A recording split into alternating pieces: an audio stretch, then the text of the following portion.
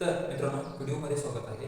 आणि तुम्हाला माहिती आहे का, आज आपण या व्हिडिओमध्ये समजून घेणार आहोत की प्लांट्स कसे रिप्रोड्यूस होतात. म्हणजे थोडक्यात बघा, छोट्या वनस्पती असतात किंवा झाडे असतात, ते एका सीडपासून, एका बीपासून कसे मोठे प्लांट्समध्ये कन्वर्ट होतात. काय होतं नेमकं नेमकं त्या सीडमध्ये काय असते, अशी जादू काय असते ज्याने की ते सीड एका छोट्या बीपासून, एक छोटं बी, एक छोटं सीड ग्रो होतं एक मोठ्या प्लांटमध्ये.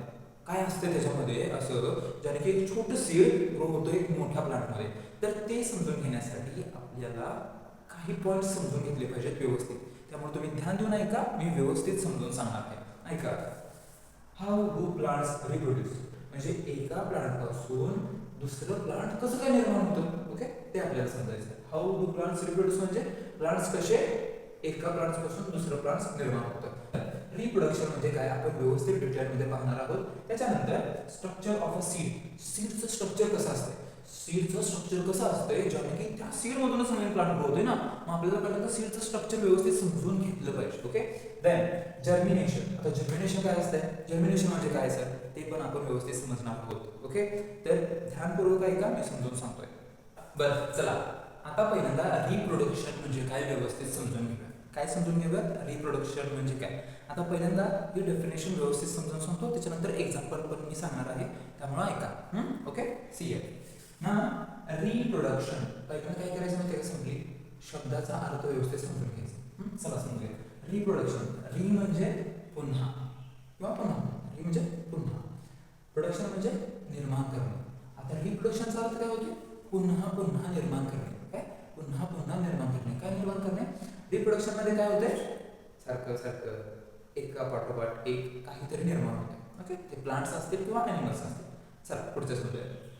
Most plants grow new plants from their seeds, म्हणजे भरपूर सारे जे प्लांट्स आहेत का, भरपूर आपल्या अवतीभोवतीचे जे भरपूर प्लांट्स आहेत, ते भरपूर प्लांट्स काय करतात, त्यांचं जे नवीन प्लांट आहे ते त्यांच्या बी पासून, सीड्स पासून निर्माण होतात त्यांचे प्लांट्स.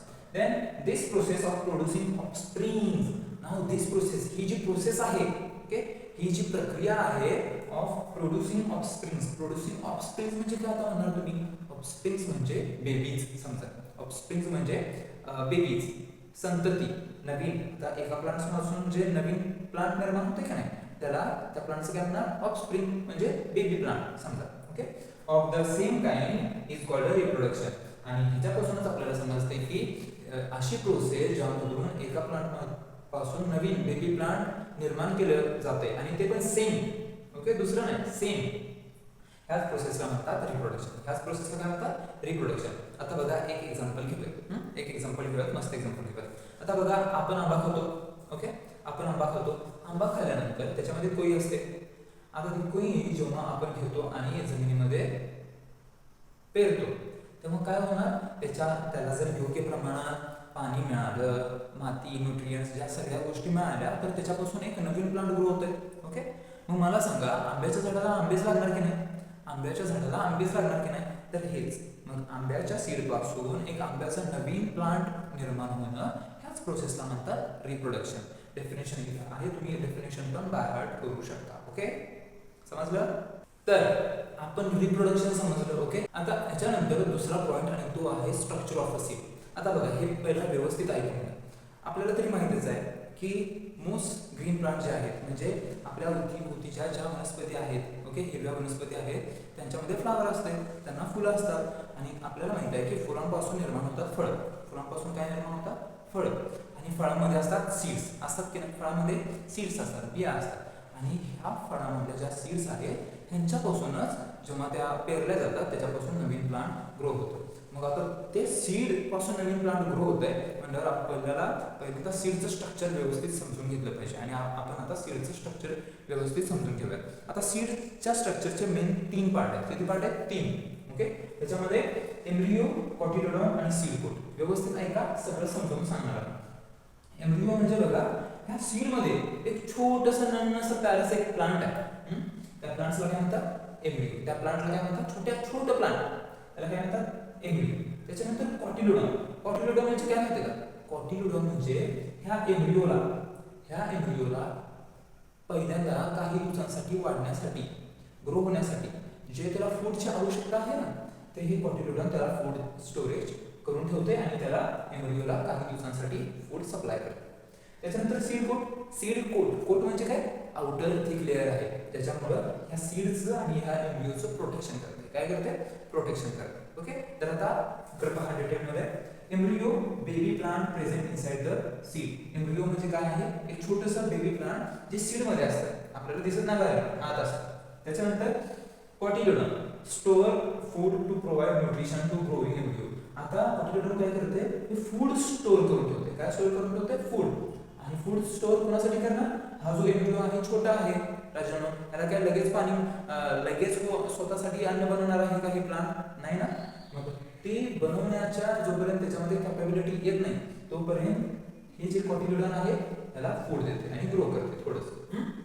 त्याच्यानंतर सीड कोट. आता सीड जे आहे राजानो, त्याला भरपूर साऱ्या गोष्टींना झेलावं लागतं. पाण्यात पडू शकतं, उन्हात पडू शकतं, मातीमध्ये कोणतरी तुडवून जाऊ शकतं, भरपूर गोष्टी होतात.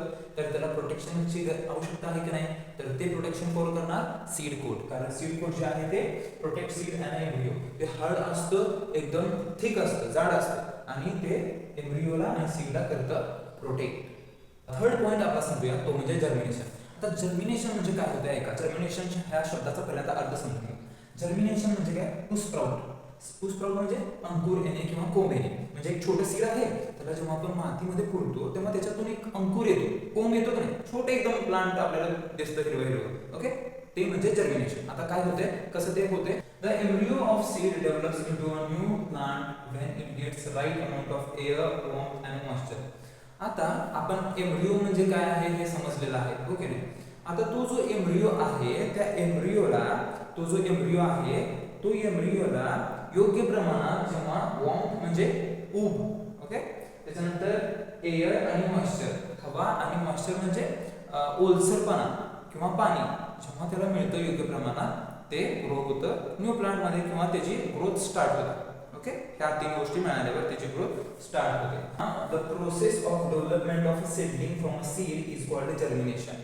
म्हणजे काय, तर अशी प्रक्रिया, ओके, ज्यामध्ये डेव्हलपमेंट कशाची होते, सीडलिंगची. आता सीडलिंग म्हणजे काय माहिती आहे का राजांनो, बघा छोटं जे सीड आहे का नाही, छोटे जे सीड आहे, जेव्हा त्या छोट्या सीडला एक छोटं रूट येतं आणि छोटं शूट येतं, म्हणजे एक वरती जाणारा एक पार्ट येतो आणि खाली जाणारा एक पार्ट येतो. ते मी तुम्हाला फोटोमध्ये तिथं दाखवेल सुद्धा.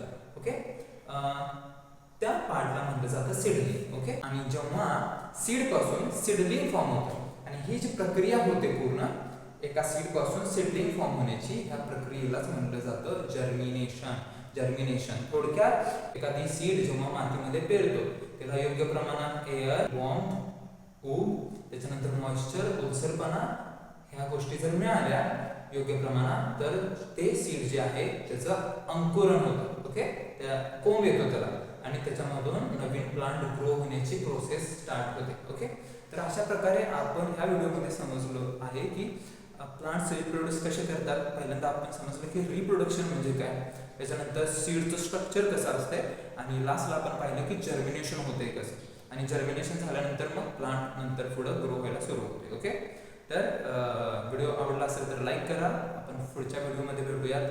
धन्यवाद.